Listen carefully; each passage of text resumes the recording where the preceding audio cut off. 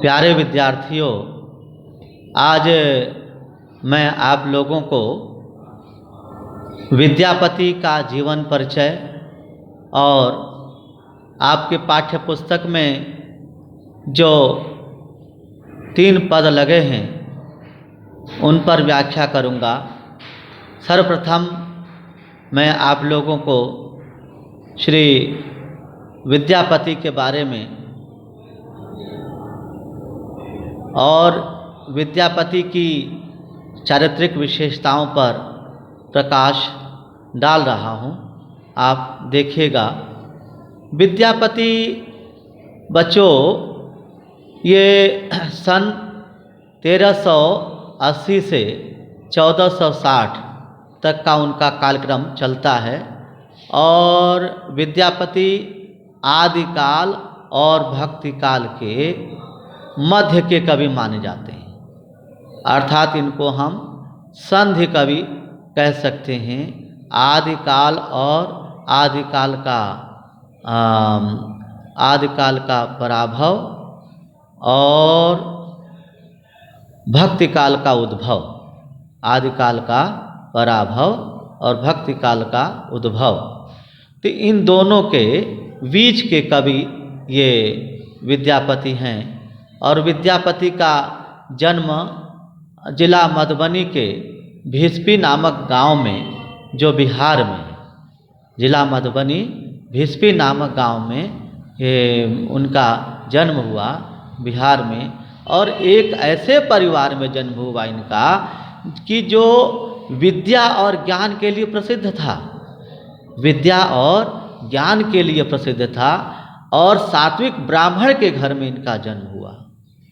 इनके जन्म काल के बारे में कुछ ऐसी प्रमाणिकता, ठोस प्रमाण इतिहासकार जो है, हिंदी साहित्य के जो इतिहासकार हैं, ठोस प्रमाण नहीं मानते कि भाई इनका वास्तविक रूप से इनका जन्म कब हुआ। लेकिन जो है, जब हम चूँकि मिथिलांचल की भाषा को देख करके और उनके कुछ ऐसे अंश मिले जिनके माध्यम से ऐसा पता चलता है कि उनका जन्म सन 1380 में हुआ।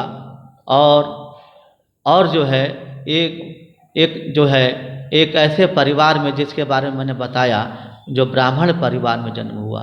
और स्वयं बचपन से ही वे आराधक थे और भगवान शिव और अन्य देवी देवताओं की स्तुति करते थे, जो इतिहास, दर्शन, ज्योतिष शास्त्र, संस्कृत, पाली, प्राकृत, अपभ्रंश, अवहट्ट, और चूँकि जहाँ का रहने वाले थे भिस्पी गांव, चूँकि वो पूरे समग्र वो क्षेत्र जो है मिथिलांचल का क्षेत्र है, तो मैथिली भाषा के भी बड़े मर्मज्ञ थे।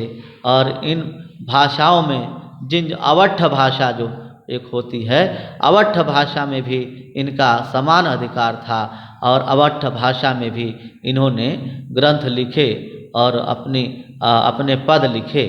और मैं बताऊं आप लोगों को कि भाई इनकी जो कृतियां हैं, वो कृतियां जैसे कीर्तिलता है, कीर्ति पताका है, और लिखनावली है, पर रचनावली है, पदावली है। तो ये सारे जो है, ये पद जो है इन्होंने लिखे। और एक और दूसरी बात और देखिए, इनकी कुशाग्रता के बारे में बताऊं कि मिथिला प्रदेश के राजा शिव सिंह थे। मिथिला प्रदेश के राजा शिव सिंह थे। उनके ये अभिन्न मित्र भी थे और राज दरबारी कवि भी थे और सलाहकार भी थे। ये ऐसी इनकी विशेषताएं थी। और उनकी शिव सिंह जी की पत्नी का नाम था लक्ष्मा देवी, और लक्ष्मा देवी को लक्षित करके इन्होंने अनेक पद लिखे। और बाकी जो अवहट कहते हैं कि विद्यापति को कोकिल कंठी जयदेव कोकिल कंठी कहा जाता है। कोकिल कंठी के नाम से विद्यापति को पुकारा जाता है। हाँ, जय जय भैरव असुर भयावनी पशुपति भामिनी माया, ये देवी देवताओं की स्तुति।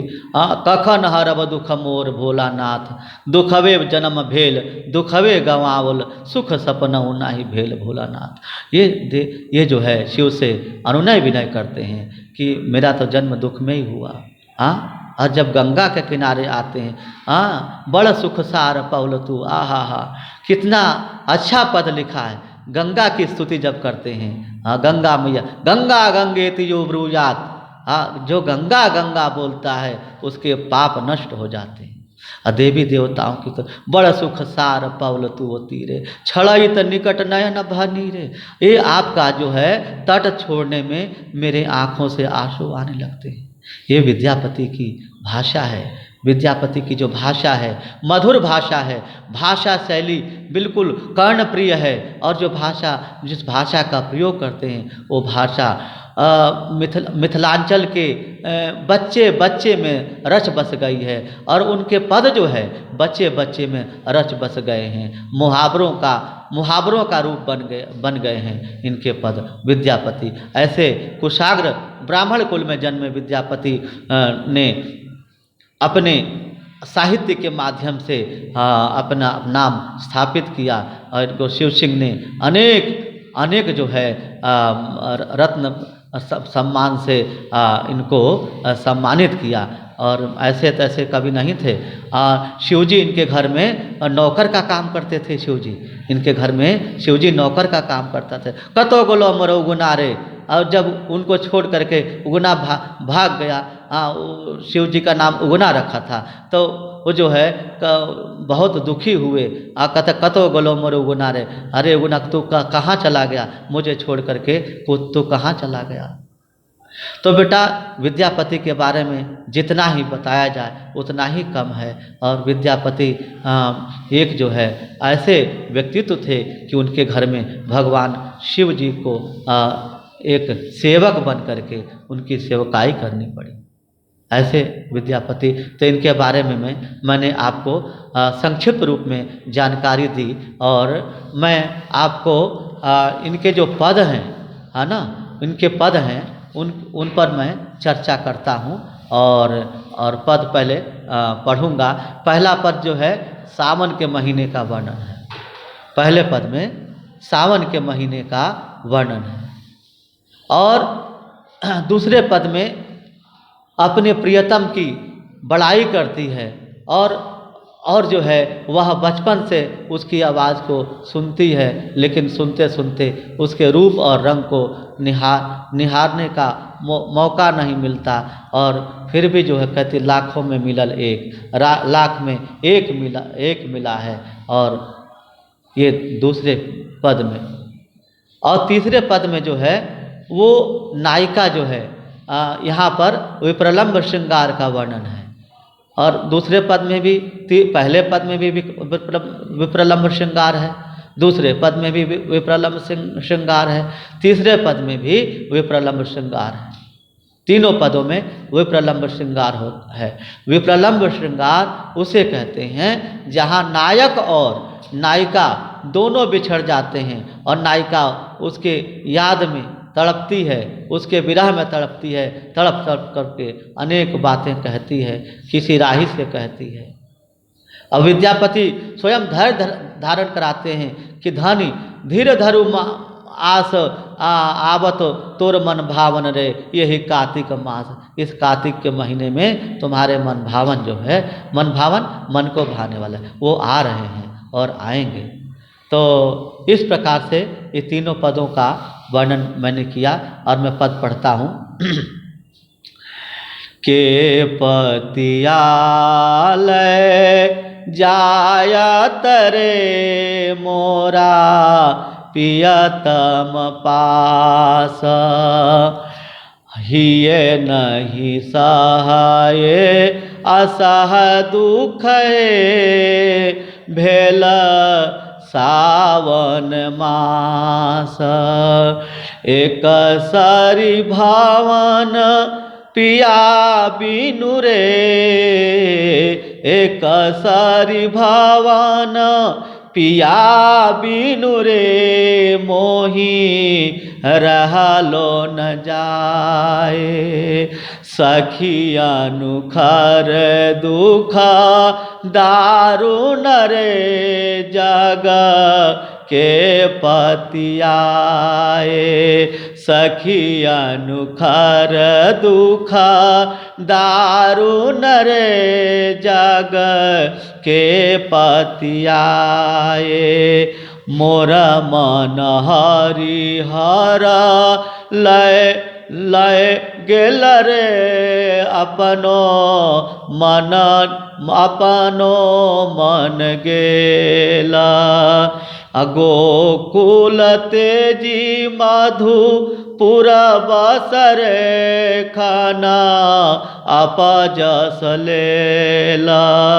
विद्यापति कवि गाउल रे धनी धरु मन आस।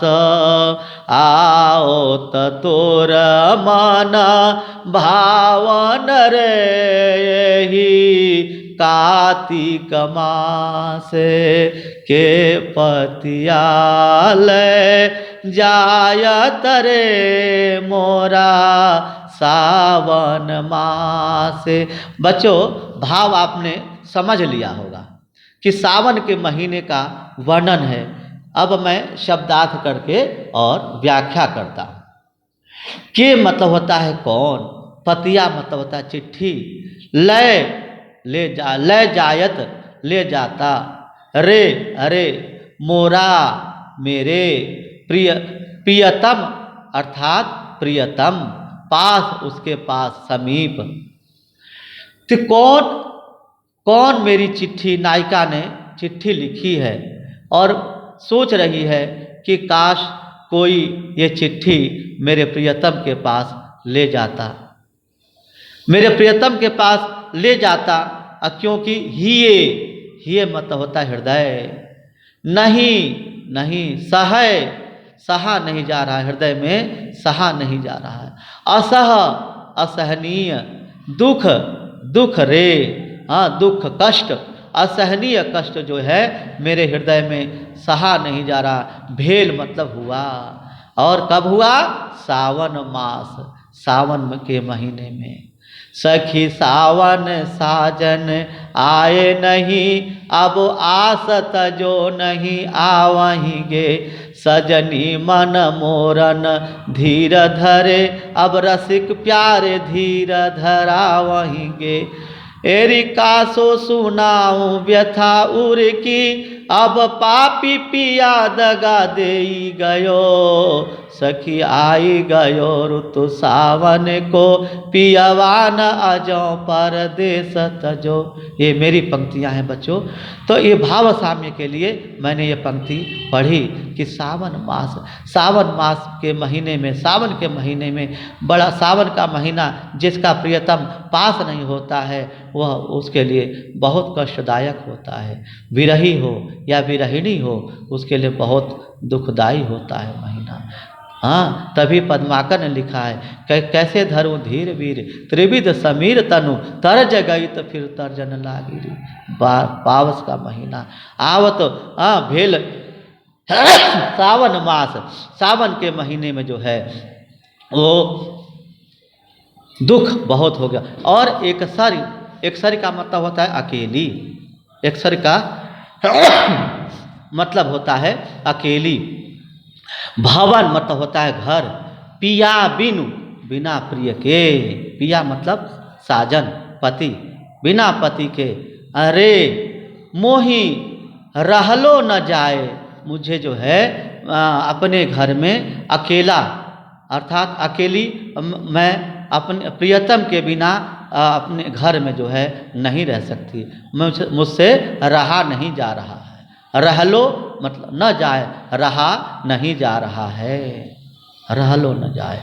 और सखी अनुखर, अनुखर कहते बच्चों, मनीष तुम्हें पता होगा अनुखर उसमें मैथिली भाषा में अन्यतम, बिल्कुल अद्वितीय, एक जो है एक ऐसा दुख जो दुख विशेष जो होता है, तुम लोग हो तो हामी भरो ताकि हाँ तुम लोग को भी फोटो आ जाएगी। तो सखी अनुखर, हे सखी, अपने सखी से वो बात कह रही है। पहली नायिका जो है अपनी सखी से दुख बांट रही है, सखी को दुख बांट रही है। तुम लोग अपने मित्रों से सुख दुख कहते हो ना, उसी प्रकार से वो भी दुख सुख और सब देख रही है। और क्या कहा कि सखी हे सखी अनुखर, बिल्कुल अद्वितीय दुख जो है, दारुण मतलब भयंकर, दारुण रे जग के पति आए। जग मतलब संसार में पतियाना मतलब होता है समझना, पतियाना मतलब समझना। कौन पति आएगा, अर्थात कौन समझेगा इस संसार में, मेरे दुख को कौन समझेगा। रहीम कहते हैं कि रहीमन निज मन की व्यथा, मन ही राखो गोय, सुन इठलाई हैं लोग सब, बाट न लाई है कोई। अपने आपके दुख को कोई बांटेगा नहीं और खिल्ली अवश्य उड़ाएंगे। हाँ दुख, इसीलिए रहीम कहते हैं अपनी जो व्यथा है, मनोव्यथा है, उसको मन में ही गोय मतलब छुपा करके रखो। और कहते हैं कि मोर मन हरिहर, मोर मन मेरा मन, हरि पति को यहाँ पर कहा गया। कृष्ण को भी कहते हैं, हरि कृष्ण को भी कहते हैं, हरि बंदर को भी कहते हैं, हरि सांप को भी कहते हैं, सर्प को भी कहते हैं, हरि मेढक को भी कहते हैं, हरि मेघ को भी कहते हैं। पर यहाँ पर जो है हरि का अर्थ जो है ईश्वर से है, कृष्ण से, क्योंकि आगे बताते हैं कि मोर मन मेरा और कहते फगवा न दे गयो हमारो मन ले गयो। कृष्ण जो है फगवा नहीं दे गए, हमारा मन चित्त जो है चुरा करके लेकर के चले गए, चित्त चोर, इसलिए कृष्ण को चित्त चोर कहा गया है। तो मोर मन हरि, ईश्वर ने हर लिया मतलब जो है चुरा लिया, हरना मतलब चुराना। रावण, ये सीता हरण हुआ था ना, सीता को रावण ने चुरा लिया था, तो सीता हरण, तो दिल चित्त हरण हो गया, मेरा चित्त हरण कर लिया किसने, कृष्ण ने चित्त हरण, लय गेल रे, लय गेल मतलब लेके चले गए। और अपनो मन गेल, और अपना मन भी चला गया। हाँ कहते हैं ऊधो से गोपियाँ कहती हैं, ऊधो मन न भय 10-20, एक हु तो गयो श्याम संग, अकु और आधे ईस, एक तो श्याम के संग चला गया। हाँ अब किसकी हम आराधना करें। और गोकुल तेज मतलब त्याग करके, गोकुल को त्याग करके, मधुपुर मथुरा को कहते हैं, मधुपुर नाम का, क्यों वहाँ पर शहद ही शहद कहते हैं, वहाँ पर पहले होता था। मधुपुर बसरे, मथुरा को जा कर के बस गए। प्रीति कर दीन्ही गरे छुरी, जैसे बधिक चुगाय कपट तजी, पाछे करत बुरी, हाँ जैसे श्याम गए मधुपुरी, सूर कवि कहते हैं। तो गोकुल तेजी मधुपुर बसरे, मधुपुर मतलब मथुरा को कहते हैं, बसरे बस गए। और खन का मतलब होता है क्षण, खन का मतलब क्षण, अपजस लेल, एक क्षण के लिए उन्होंने अपजस ले लिया।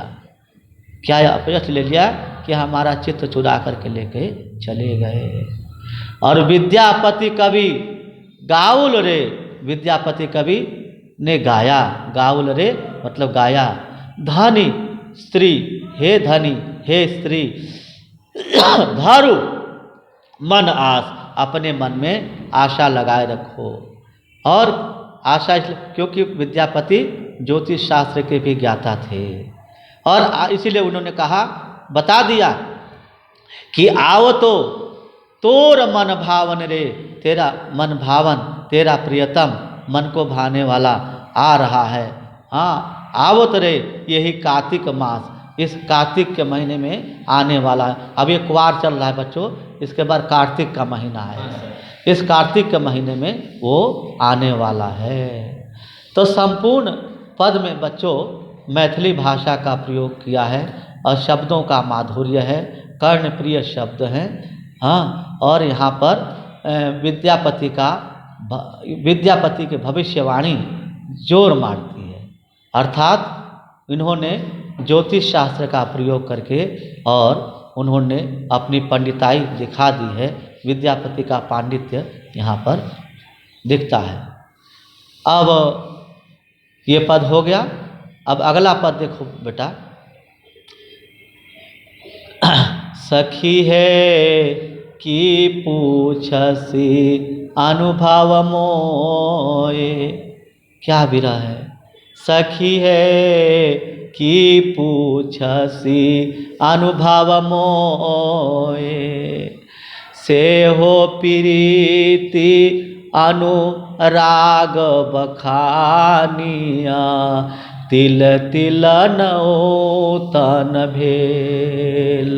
सेह प्रीति अनुराग बखानिया, तिल तिल नूतन होए। क्या बात है। प्रेम और बढ़ता जा रहा है। जन्म जन्म अवधि हम रूप निहारल, नयन न त्रिरेपित भेल। से हो मधुर बोल श्रवण सुनल, श्रवण श्रुति पथ परसन गेल। कत मधु जामिनी रबस गमाओली, न बूझल कैसन केली। लाख लाख जुग हिय राखल, तैयो हिये जरनी न गेल। और कत विदग्ध जन रस अनुमोदये, अनुभव काहु न पेख। विद्यापति कब प्राण जुड़ाईत, विद्यापति कब प्राण जुड़ाईत। लाखन मिलल एक, सखी है कि पूछसी अनुभव मोर। बहुत प्रियतम की प्रेम की बड़ाई करती है यहाँ पर नायिका। अच्छा, विद्यापति की जो नायिका है बच्चों, जो राधा है विद्यापति, गोबर पाथने वाली ग्रामीण बालिका है। गोबर पाथने वाली ग्रामीण बालिका है। मैं तो एमए वालों को पढ़ाता हूँ ना, जब एमए वालों को विद्यापति पढ़ाता हूँ तो उसमें मैंने देखा नोक झोंक, हाँ, प्रेम प्रसंग और रति प्रसंग, मतलब अनेक पूरा 1-2 किलो की पुस्तक है विद्यापति की। पदावली जो है 2 किलो की। मैं तो यूनिवर्सिटी लाइब्रेरी से लेकर के आता हूँ कई बार। खैर, तो सखी हे सखी की पूछे सी, अर्थात क्या पूछ रही है। अनुभव मोए, मोए मतलब मेरा अनुभव, मेरा अनुभव क्या पूछ रही है तू, और कैसे पूछ रही है। सेह पीड़ित, सेह मतलब वह, पीड़ित मतलब प्रेम, अनुराग और अनुरक्ति, बखानीय उसका बखानना मतलब व्याख्यान करना, बखानीय, तिल तिल लब पल पल, तिल तिल का मतलब होता है पल पल, नूतन भेल, नूतन मतलब होता है नया, तिल तिल जो है करके नया होता जा रहा, होए मतलब होता जा रहा है। और जैसे जैसे रूप, जैसे जैसे प्रेम का बखान करती हूँ तो अब तैसे तैसे जो वह प्रेम नूतन होता जा रहा है। नया नया होता जा रहा है। और जन्म अवधि, जन्म से, जन्म के समय, अवधि मतलब होता है समय, जन्म अवधि, जन्म के समय से हम रूप निहारल, मैंने रूप देखा, निहारल, निहारल मतलब निहारा, देखा। नयन, न, नयन मतलब होता नेत्र, न मतलब होता नहीं, तृपित मतलब होता तृप्त, संतुष्ट, तृपित मतलब होता है तृप्त या संतुष्ट, संतुष्ट। भेल, तृप्त नहीं हुआ, जन्म जन्म से मैंने अपने प्रियतम, वो बचपन से ही उससे प्रेम करती थी, ठीक है, जन्म पर वो यहाँ पर अतिशयोक्ति है, अतिशयोक्ति कर रखा है कि जन्म जन्म से, क्या पता पूर्व जन्म से ही प्यार करती हो, पुनर्जन्म जो है, पूर्व जन्म न कोई मानता है न पुनर्जन्म मानता है। तो इस प्रकार से हम रूप निहारल, नयन न तृप्त भेल, नयन जो है तृप्त नहीं हुआ। और से हो मधुर बोली श्रवणानि सुनल, से हो मतलब वही, मधुर मतलब होता मीठी, बोल मतलब बोली, मीठी वाणी, श्रवणानि मतलब कानों में, श्रवण का मतलब होता है कान, श्रवति इति श्रवणम, जो सुनता है, जो सुनता है वही तो होगा, वही तो कान, श्रवति इति श्रवणम। हाँ, नहीं सुनल, नहीं सुना। श्रुति पथ, श्रुति मतलब होता है, श्रुति पथ कहते हैं कानों के द्वार को, कर्ण द्वार को। हाँ, अब एक भाव स्वामी के लिए एक बात कह दो बेटा, कि तुलसी ने एक बात कही है कि भाई बात यह है कि जो व्यक्ति अपने कानों से ईश्वर की कथा नहीं सुनता है, वह, उसके कान कैसे होते पता है? सांप के बिल के समान होते हैं। सांप के बिल? हाँ, सांप के बिल के समान होते हैं। कैसे? कि जिन हरि कथा सुनी नहीं काना, जिन हरि कथा सुनी नहीं काना, श्रवण रंध्र अहि भवन समाना। श्रवण रंध्र, श्रवण का मतलब होता है कान, रंध्र का मतलब होता है छेद, रंध्र का मतलब होता है छिद्र, अहि मतलब सांप, भवन समाना, सांप के घर के समान होता है। सांप का बिल ही तो सांप का घर होता है। हाँ, सांप का बिल ही तो सांप का घर होगा, तो सांप के बिल के समान होता है। तो यहाँ पर श्रुति पथ, पथ मतलब रास्ता, तो कानों का रास्ता क्या है? उसका कर्ण द्वार। हाँ, श्रुति पथ कानों के रास्ते से। परस न गेल, परस न गेल, स्पर्श, परस मतलब होता है स्पर्श, स्पर्श नहीं हुआ। हाँ, स्पर्श नहीं हुआ, मतलब मेरे प्रियतम की आवाज़ भी, बोली भी, तो मैंने रूप तो देखा था पर उसकी बोली नहीं सुनी मैंने कभी भी। और कत मधुजामिनी, मधुयामिनी कहते बेटा मधुर रात। हाँ, मधुया, कत मतलब कितनी, हाँ कितनी रातें, मधुर मधुर रातें जो है। रबस गमाउल, रबस मतलब बेकार, बेकार गमा दिया, गंवा दिया मैंने। कितनी मीठी मीठी रातें, हाँ प्रेम भरी रातें जो है मैंने बेकार गंवा दी। न बूझल कैसन केली, न बूझल नहीं समझा, मैंने नहीं समझा। कैसन मतलब कैसा, केली का मतलब होता है आनंद, आनंद की क्रीड़ा। जब पति पत्नी मिलते हैं या नायक नायिका साथ मिलते हैं, जो आनंद क्रीड़ा करते हैं, उसे केली कहा जाता है, उसे केली कहा जाता है। तुम जब अभी तो तुम लोग 17 की उम्र के हो, जब बड़े हो जाओगे तब पता चलेगा तुम्हें, जब तुम्हारा विवाह हो जाएगा। विद्यापति को समझने के लिए विवाहित होना जरूरी है। हाँ, विद्यापति को समझने के लिए विवाहित होना जरूरी।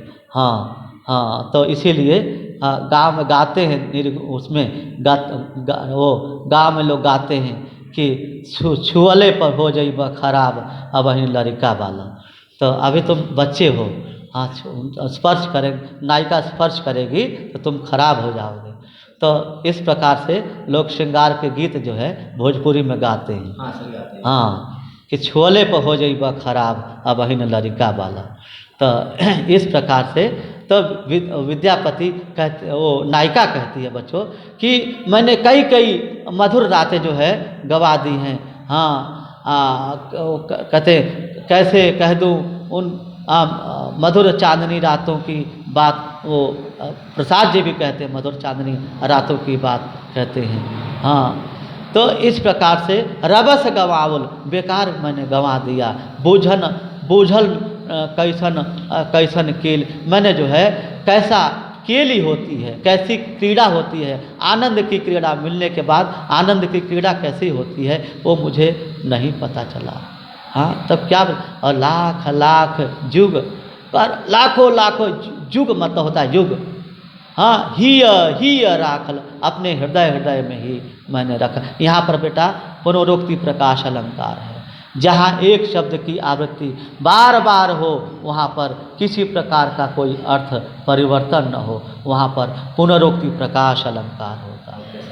वहाँ पर पुनरोक्ति प्रकाश अलंकार होता है। लाख लाख युग हिय राखल तयन हिय जरनी न गेल, तब तयन फिर भी, तैयो मत होता है फिर भी। हाँ बेटा, मेरी भाषा नहीं है, फिर भी मैं तैयार होकर के आया, तैयार होकर के पढ़ाने के लिए आया। तैयो न, तैयो हिय मतलब हृदय, हाँ, जरनी मतलब होता है जलन, ईर्ष्या, न गेल, मेरे हृदय की ईर्ष्या नहीं गई, मेरे हृदय की जलन न, अर्थात जलन का मतलब यहाँ पर टीस से है, टीस, विरह की टीस। हाँ, प्रियतम ने धोखा दे दिया, हाँ, उसकी टीस जो है तब तक नहीं गई मेरे। और कत विदग्ध मतलब होता है दहकना, जलना। कत मतलब होता है कितना मेरे हृदय में अग्नि दहक रही है। हाँ, जन रस अनुमोदय, और रस मतलब होता है आनंद यहाँ पर बेटा। हाँ, जन मतलब मानो कि रस का आनंद जो है, मैंने आनंद का अनुमोदन किया। और अनुभव काहू न हाँ सहे, अनुभव काहू न से, और वो अनुभव जो है कोई भी नहीं बता पाता है। से अनुभव, कभी भी कोई अनुभव जो है, अनुभव और बढ़ता जाता है। काहू मतलब होता है